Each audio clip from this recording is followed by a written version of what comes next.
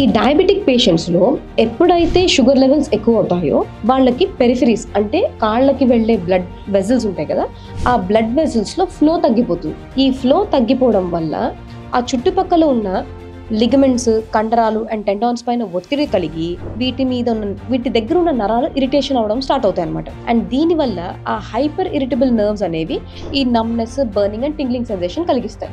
ఈ blood flow పెద్ద రక్తనాళంలో ఉందా లేకపోతే దాని నుంచి వచ్చే బ్రాంచెస్లో ఉందా అంటే చిన్న రక్తనాళాలు, చిట్టు వేళ్ళు అంటారు చూడండి, సో దాని నుంచి వచ్చే బ్రాంచెస్లో ఉందా తెలుసుకోవడానికి మేము ఇక్కడ arterial and venous colour Doppler and nerve conduction studies చేయించుకోమని చెప్తాం. అది మీ చుట్టుపక్కల మంచి స్టాండర్డ్ ల్యాబ్స్లో చేయించుకుంటే సరిపోతుంది, డయాగ్నోస్టిక్ ల్యాబ్స్లో. వన్స్ అది తెలిసిన తర్వాత ఈ పెద్ద రక్తనాళంలో ఒకవేళ ప్రాబ్లం ఉంది అంటే అది సెంటర్ నుంచి, ఇక్కడ నుంచి ఒక రక్తనాళం వెళ్తుంది పెద్దది, అయోటా అంటాం.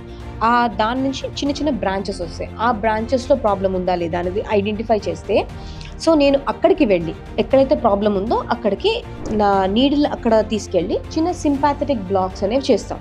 సో దీనివల్ల పేషెంట్స్ ఎలా సిమ్టమ్స్ ప్రజెంట్ చేస్తారంటే ఈ పెద్ద రక్తనాళంలో ప్రాబ్లం ఉంటే కాళ్ళు తిమ్మిర్లు ఎక్కిపోవడం, ఈ పెరిఫరీస్లో కాకుండా ఇక్కడ ఫర్ ఎగ్జాంపుల్ ఇది కాలు అనుకోండి, ఇక్కడ నుంచి యూజువల్లీ ప్రాబ్లం చెప్తారు. ఇక్కడ నుంచి కాకుండా సెంటర్ నుంచి అంటే తొడ భాగం నుంచే నొప్పి చెప్తున్నారు, తిమ్మిర్లు లేకపోతే మంటలు చెప్తున్నారు అనుకోండి, అది యూజువల్లీ పెద్ద రక్తనాళంలో ప్రాబ్లం ఉంటే, దాని చుట్టుపక్కల ప్రాబ్లం ఉంటే వస్తుంది. దానికి సింపాథెటిక్ బ్లాక్స్ అంటే ఈ నరాల సమూహం దగ్గర ఒక చిన్న డయాగ్నోస్టిక్ బ్లాక్ లాంటిది చేసుకుంటే ఈ పేషెంట్స్కి ఆన్ టేబుల్ రిలీఫ్ వస్తుంది.